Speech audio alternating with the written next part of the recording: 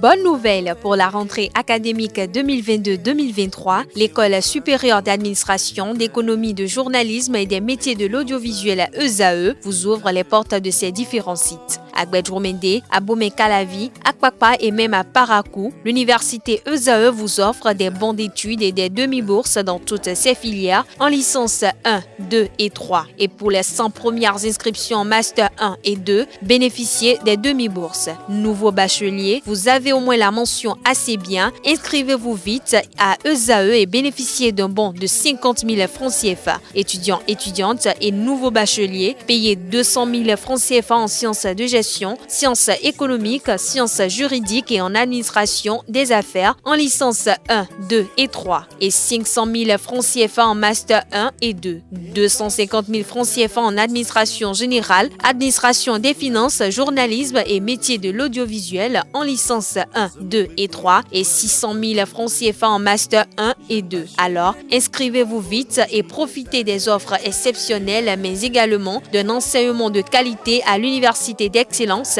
ESAE. Infoline 90 93 65 21 ou le 98 98 14 00. ESAE, l'excellence à un nom. Amis sportifs, bonjour. 9 médailles en or, 8 en argent et 12 en bronze, soit 29 médailles. C'est la moisson réalisée par la sélection nationale de karaté du Bénin lors du dernier tournoi international Karaté Challenge qui a connu son épilogue le dimanche écoulé au stade Omnisport de Lomé. Cette performance permet au Bénin de se positionner à la première loge du classement final de la compétition devant la Côte d'Ivoire et le Togo. Pour le sélectionneur béninois Martinien Aditi, la compétition a été de taille, mais les représentants béninois ont joué les premiers rôles dans toutes les catégories et au niveau de toutes les épreuves. Au regard des actions qu'il met en œuvre depuis quelques années pour la promotion de ce sport, le président Roch Armel Kenom de la Fédération béninoise de karaté a reçu de la part des organisateurs de ce tournoi un trophée. Autre information, la première édition du tournoi handball sport féminin a pris fin hier, mercredi 21 décembre 2022. Au coup de sifflet final sur le terrain du stade Omnisport de Djougou, c'est l'équipe de Espoir Handball Club de Parakou qui a remporté le trophée face à son adversaire venu de Djougou, ASEC Handball Club. L'ultime phase du camp de basket Amazon Debout démarre à Porto Novo dès le lundi 26 décembre 2022. Ce sera la dernière phase après les étapes de Ouida, Parakou et Djougou. Ces étapes qui ont connu la détection d'une vingtaine de jeunes filles de la tranche de 12 à 16 ans par zone pour la promotion du basketball béninois d'avenir.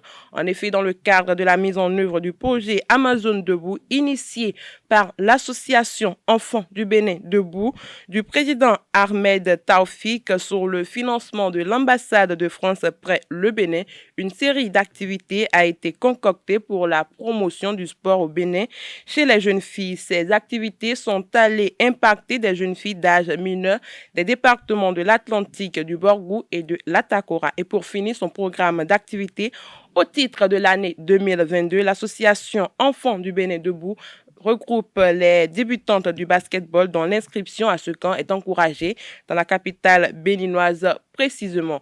Hors de nos frontières à présent, la Fédération zambienne de football a présenté Avram Grant à la presse hier jeudi 22 décembre 2022 comme nouveau sélectionneur des Chipolopolo.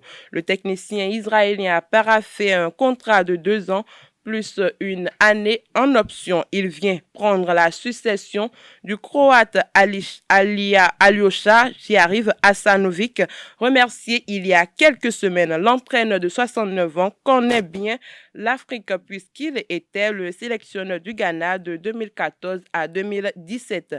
Il a d'ailleurs amené les Black Stars en finale de la CAN 2015, perdu face à la Côte d'Ivoire. C'est aussi un manager qui a traîné ses boss dans les clubs de la Première Ligue anglaise. Il a entraîné les Blues de Chelsea jusqu'à atteindre la finale de Ligue des champions de l'UEFA Ensuite, l'ancien coach du Maccabi a pris les rênes de West Ham avec sa nouvelle équipe.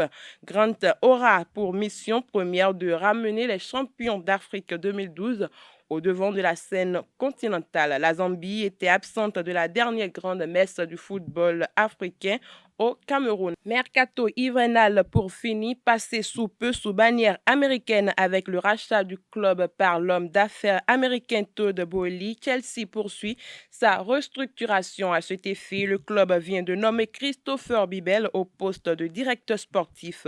Une arrivée qui vient combler un poste laissé vacant depuis le départ de l'emblématique gardien de but Petr Cech. Christopher Bibel était auparavant directeur sportif du RB Leipzig et du RB Salzbourg. Ce dernier ayant quitté ses fonctions en octobre dernier était libre de s'engager où il le souhaitait. L'homme de 36 ans a désormais rejoint les Blues de Chelsea et s'est d'ailleurs montré très emballé à l'idée d'occuper ses nouvelles fonctions au sein du club.